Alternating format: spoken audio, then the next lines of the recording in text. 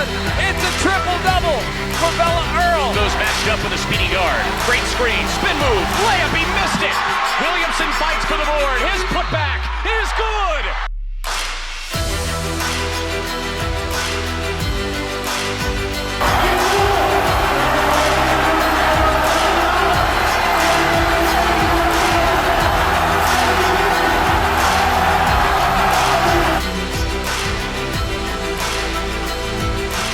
It is the month of August, which means team previews as we work our way towards opening day as we record this 85 days henceforth away.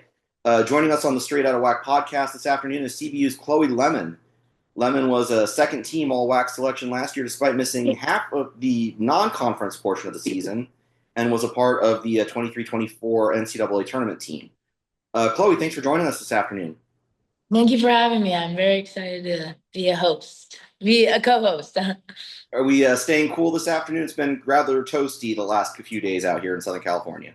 It's very hot, actually, but, I've stayed inside most of the day. All right. So, let's take a look back at last year. Obviously, the first losing season of the CBU Division I era. I think the story was a lot of injuries. Yeah. And a team that really never quite found their footing. Would you say that was the case? Yeah, I just think that injuries are a part of the game, and unfortunately, we suffered with a lot of them in just unfortunate circumstances. So, we never had the right combinations in or never got the opportunity to play with, the five that we really wanted to be on the court. So we kind of just had to navigate through that. I think based on the given circumstances, we still did a decent job to finish up the season, but definitely looking to have a completely different season this year as a team. Yeah, you guys put the pieces together mid-year, kind of made a push for that 2 seed through through February and into the beginning of March. But the losses on that last Texas road trip cost you guys the 2 seed. Yeah, sure. Just, you talk about the injuries. You missed half of the non-conference as we talked about in the intro. How hard is that as a competitor, going from starting to, okay, I'm on the bench for the first half of the season, and then unexpectedly you're back on the Seattle road trip? Yeah. So my kind of mindset throughout the whole beginning of my sophomore year was that I was not going to be able to play. I did have surgery on my navicular bone, and it was a very intense, vigorous surgery. And so I kind of told myself that from the beginning. But, as I began to do my rehab process back home in Nebraska and then continued it here at CBU, I was learning that my foot was actually healing, and we kept doing scans and it was fully healed, which wasn't supposed to happen. I wasn't supposed to be back for at least another 6 months from today. So I'm just really grateful that God blessed me and, allowed me to play the second half of the season. But I wouldn't have been able to do it without our rehab staff, just like getting me back and, me finally doing my first couple of practices with the team and kind of just telling myself like, wow, this is further than I thought I'd be. So just grateful to be in the moment, but also as soon as I came in, it felt like a spark was back and, we had energy and it was just kind of like the little boost we needed, like someone new was coming back and we had different combinations. And so that was cool. And then the Seattle road trip, I was in the airport and, I was just talking to my sister and she was just like, if you're feeling good, then you should play. Like, who cares if it's half of the season? And that's the one I really look up to. And whenever I have big decisions, I kind of talk to her and just hearing that and also just talking to coach and letting him know where my head was at and him being fully approval of like me coming back. I was just like, why wouldn't I? So I didn't have my jersey, sadly, but they had an extra one. It was an extra large and it was number 50. And so I ended up playing and, from the jump, I just felt like me again and the player that I was, but almost better because I got to watch so much basketball while I was out with my injury.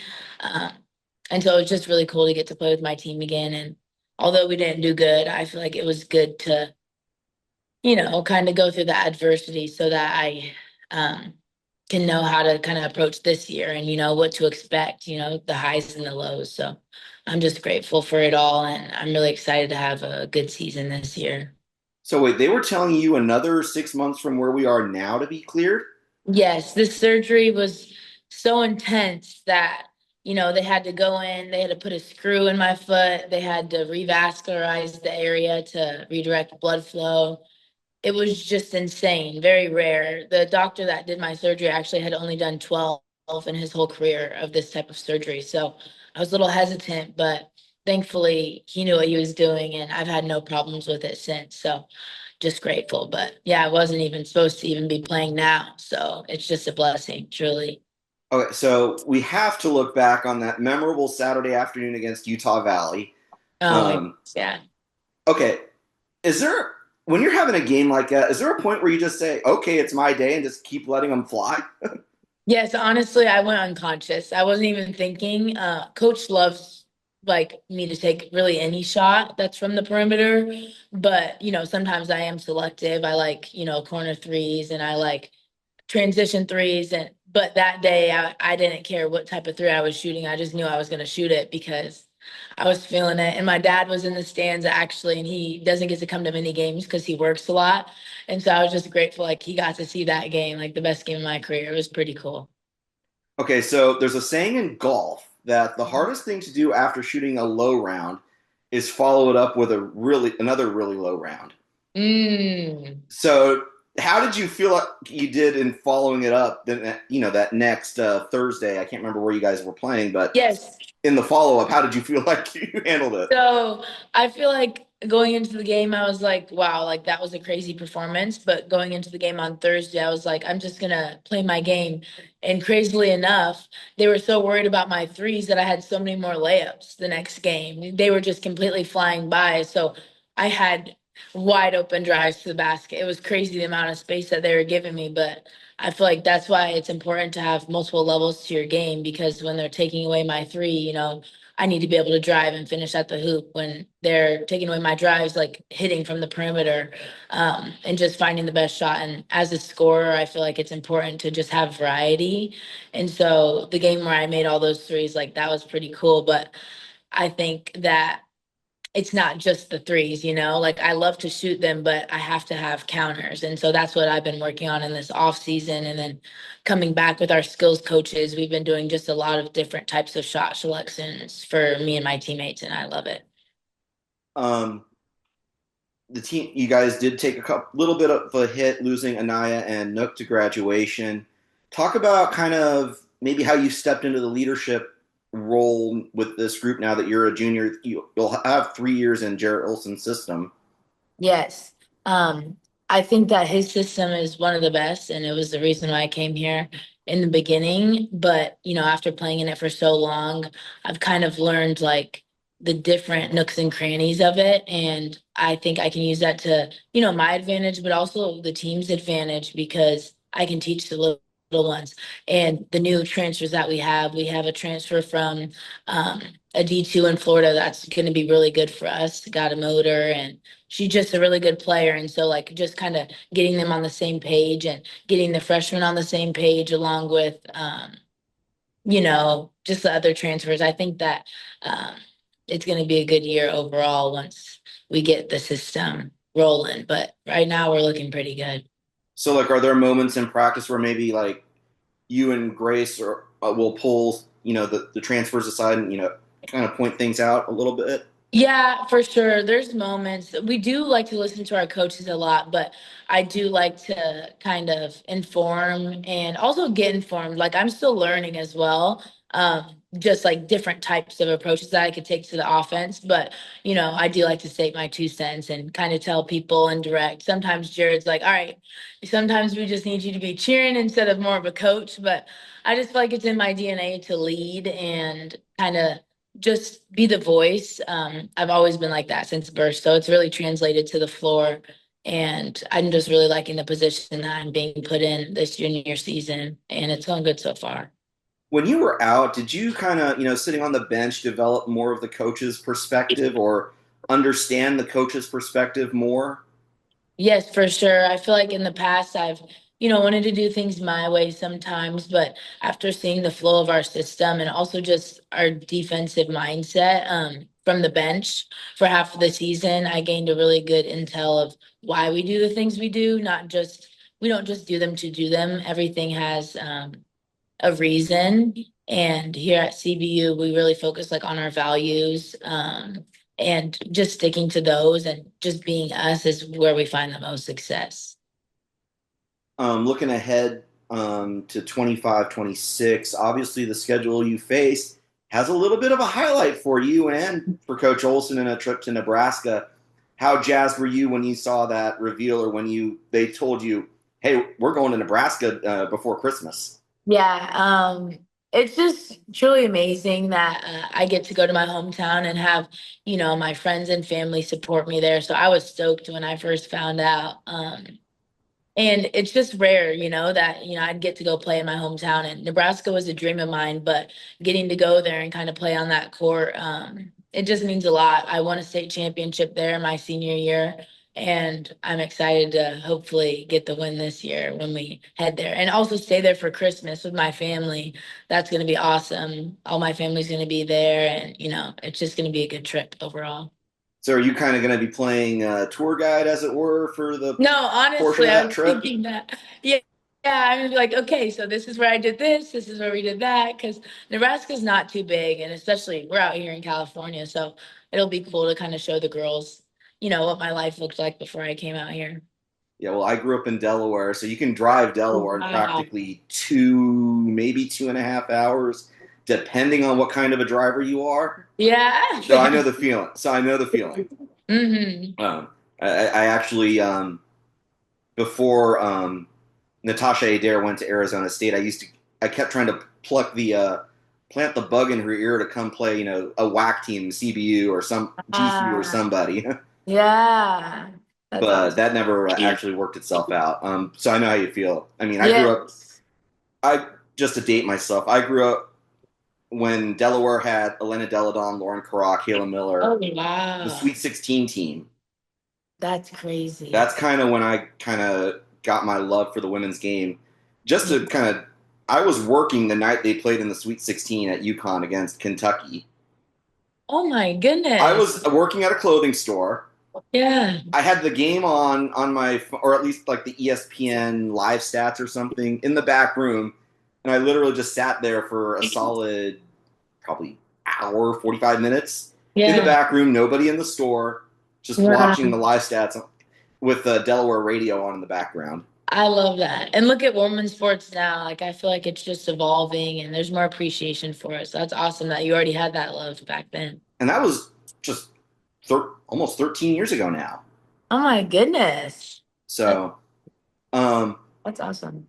what's the personality like of this 25-26 team? Obviously, you've got new faces, you've got some returning faces, and y'all got to mesh it together in 85 days' time when the bell rings for opening night.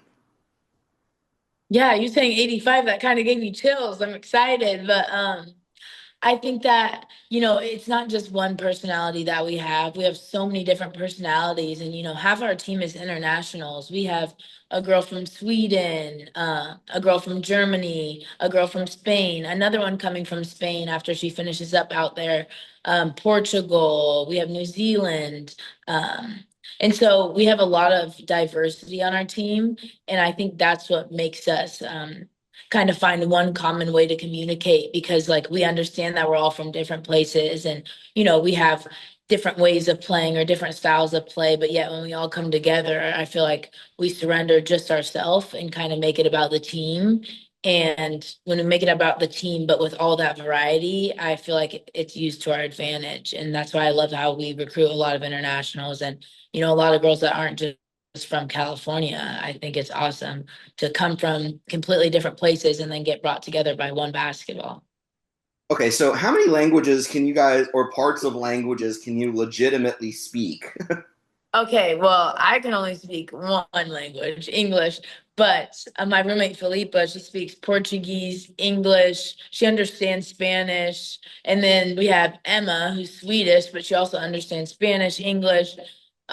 It's just crazy. There's so many different languages and different ways to communicate, and it's just cool to just be there and witness it all the time. All right, looking at the schedule that you guys are going to tackle, um, the Crosstown Showdown comes back.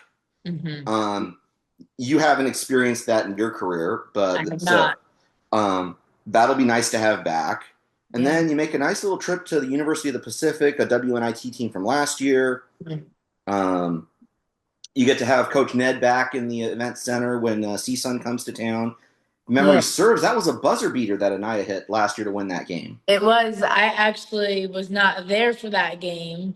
Um, but after seeing that, I got chills. But she's so clutch. That was just like in her genes as well.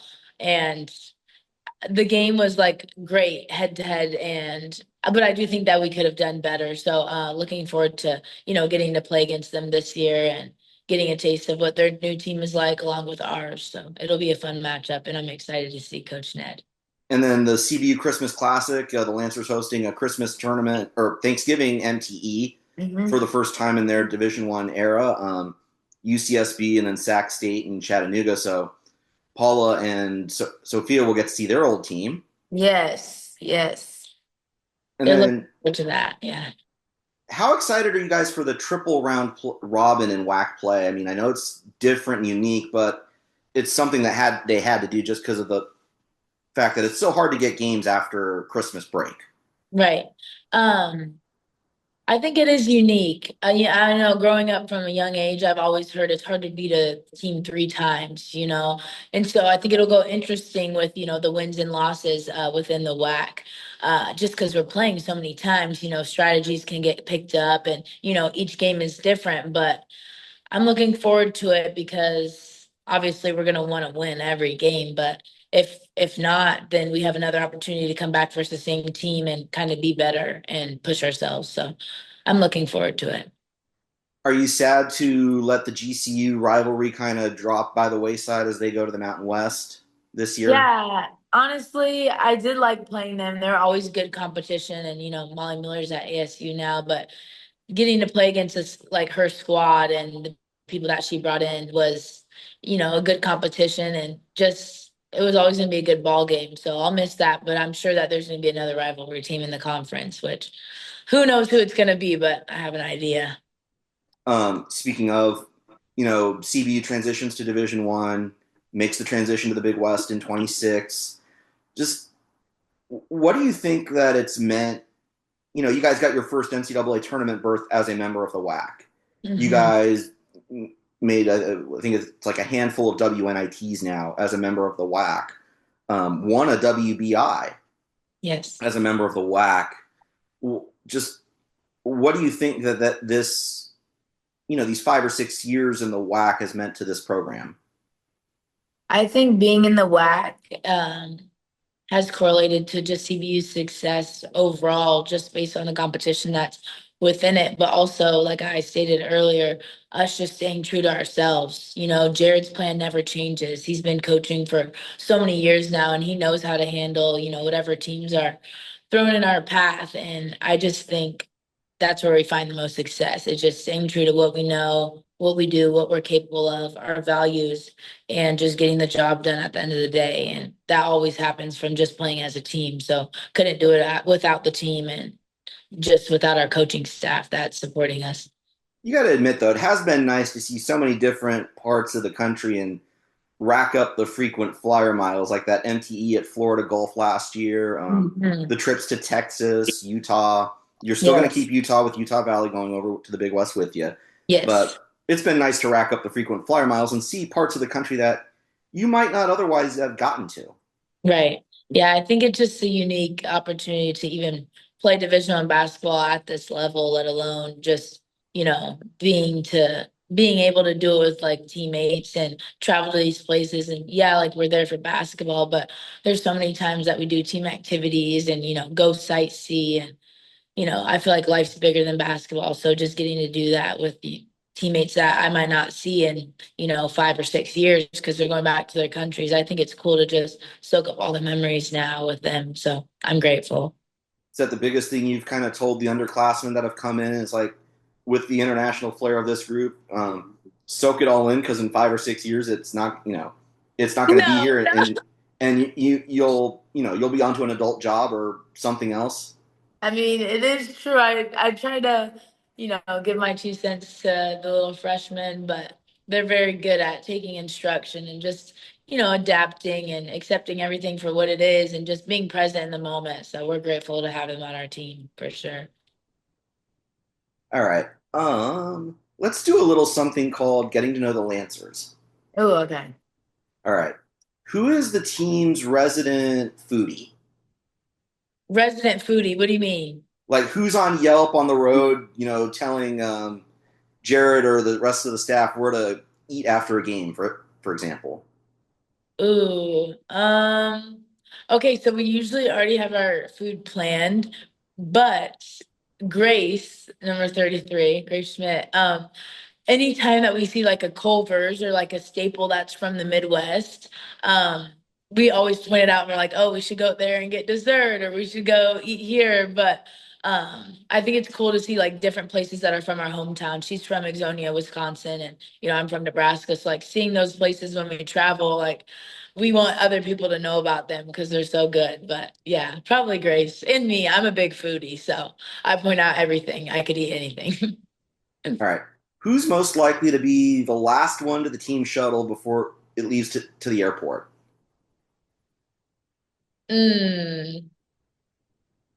Oh, with this new team, I'd have to say I don't want to say myself, but I bet if you asked anyone on the team, they would say me. Kind of a perfectionist, and like it takes me a while to get ready. And there were some times last year that I have taken a while to get on the bus, and it was mostly because sometimes I forget to grab my Celsius or grab like an energy drink or something. So I got to go do that from the hotel real quick, come out. But if not me, probably Lolo, our new little freshman. She's still figuring it out. She's such a cutie. Yeah, probably her, I'd say. All right. Who's most likely to be the last one to leave study hall? Oh, Cece Legaspi. That's the first name that pops to my mind. Yeah, she is very intelligent and she's always informing you with some new little intel. She's like my chat GBT. Yeah. She knows it all. All right. Who are we most likely to find on some reality show 5 years ago, 5 years from now, whether it's Love Island, The Bachelorette, or other? Mm, I'd say, oh, I'd say Emma. Yeah, Emma's our four. She's number 14, but she's just, I don't know. I love her as a person and she's so funny and just easy to get along with, loves everyone. So I could see her on like Love Island or something, meeting new people and just being herself for sure. All right. Who is most likely to become a high school coach in their retirement from playing? Mm. I would say Alea. She's a new freshman. Um, I just think that she has in her blood and she's a good listener and she's a jokester too. I feel like she can get a personal level with her players and also just be very informative and encouraging. Yeah, Alea. All right. And then we'll do a little five or so question rapid fire to kind of work our way to the end of this. Okay. All right, we'll start with what is one show that is on the Netflix, Hulu, Paramount streaming list this summer? Ooh. And it I doesn't necessarily have to be those apps. Right. Okay. Hmm. I'd say The Chosen. I started it like a summer ago, but I never finished it. But it's just such a good depiction of like Jesus Christ and his mission and, what he did on his time while he walked the earth. Obviously, we're humans and it might not be perfect, but the cast and everything is to a T. So I need to finish it all the way through. There's 4 seasons, so I'll get there. Plenty of time this year on the with those whack roadies, especially going to some spots in Texas twice. Yeah, true. True that. All right. What is your favorite off-campus dining spot that is not a chain? Oh, that is not a chain. We have really good food at the Riverside Plaza, but also downtown Riverside. But I don't know the name of it, but every time we go to Jared's house for team dinner, it's Mediterranean food. So it's like steak, chicken, tzatziki, rice, roasted vegetables. It's very good, but Mediterranean and Italian, probably my two favorite foods. I don't know the names of the restaurant, but I've had great food while I've been here. I'm grateful. All right. Best and worst subjects in school. Oh, the best subject I would say is English or writing. I've always like loved to write, and my dream job is sports broadcasting or being a sideline reporter.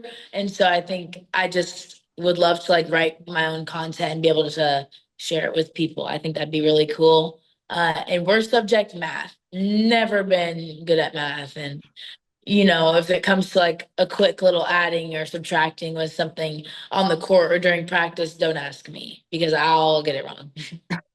Yep. All right. What has been your favorite trip in the WAC as it sits right now? In the WAC, I'd have to say Texas trips because I have a lot of family in Texas, so they get to come to the game. So for sure, like when we go to Tarleton or when we go to ACU, or even UTA, I just like those trips because I get to see old family and yeah, it's always good. Yeah, it's not that the Texas trips aren't that far of a trip from Nebraska, and if you have family in the state, it's even easier. Yeah, it's awesome. They get to come out. My mom will be at a lot of games this year, so that'll be nice. All right. Let's see. What is let's see. Last book you read? Oh, actually, right now with our team, we're reading Chop Wood, Carry Water, and I've been loving it so far. We actually have our book club tomorrow in the morning time where we get in groups and we just talk about what we've read. But so far, the book's good. We haven't gotten much into it, but it just talks about how we're all like building our own house and like how are we going to build it and how are we going to build it in a team and I just think it's a good depiction of like life because it's not always going to be easy. So we do have to put the work in if we want to see the results that we want to see. All right. If not basketball, what sport would you have played in college? Volleyball, I think. Volleyball or track. I love to run. So I would, yeah, track probably first. But volleyball because they don't have to take their jewelry out. They would get to wear their hair cute. I would do volleyball. And I can get up. So All right. Okay. Um, we talked about earlier 85 days to opening night. In the month of August, do you get tired of going against your teammates in practice, or is that not until like September and October? yeah, I feel like with the competitiveness that we've been having in practice, I actually look forward to going. And it's something that we lacked last year, like competitive players. And, not everyone wanted to be there. So I'm just glad that the newbies that have come in are ready to work. So it's been really fun to just go at it every day. And we've been switching it up. We've been doing a lot of conditioning, plate mile. We have Miss Fantastic coming up on Friday. Just a lot of different types of conditioning and not just basketball work. So I think our coaches and our athletic trainers and they've just been doing a good job of mixing it up and keeping everything fun for the team. Yeah, talk about, that aspect of, keeping the fun in it just because, we get to August, it can be monotonous, especially if you've gone through spring one, right? Yeah, for sure.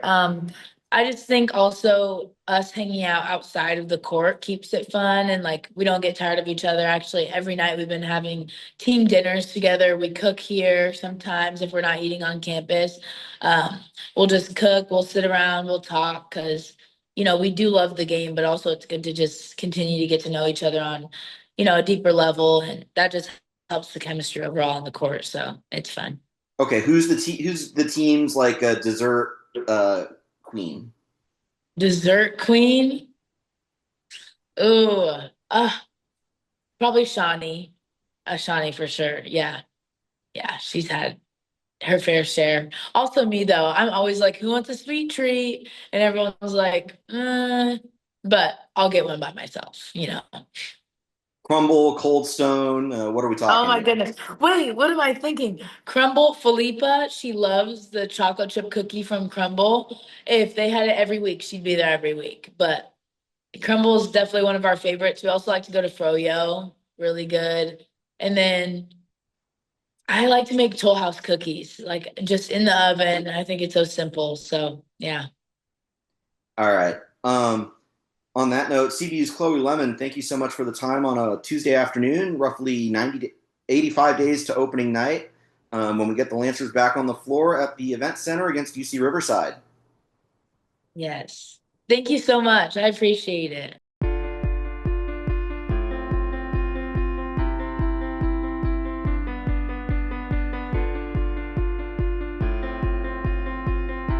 Thanks for listening to the Straight Outta Whack podcast. You can find us on Apple Podcasts, Spotify, and other podcasting platforms. Be sure to subscribe so you never miss an episode.